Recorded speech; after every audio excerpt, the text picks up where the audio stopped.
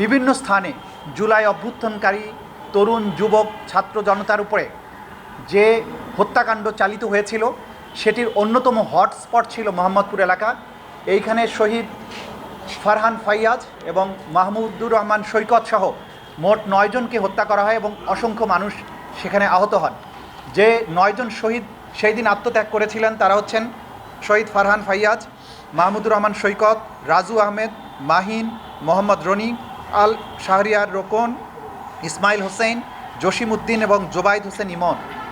এই যে তরুণ শহীদেরা যারা রক্ত দিয়েছিলেন তাদের রক্তের ফলে পরবর্তী সময়ে অর্জিত আজকের এই বাংলাদেশ।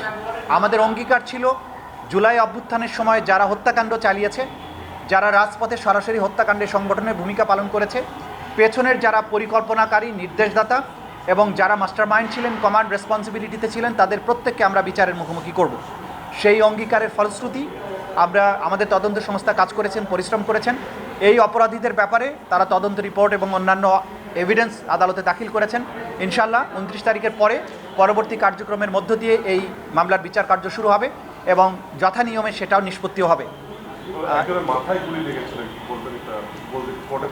শহীদ মাহমুদুর রহমান সৈকত একদম খুবই প্রাণবন্ত একটা ছেলে ছিল। ফারহান ফাইয়াজ অত্যন্ত হাস্যজ্জ্বল একটা ছেলে ছিল।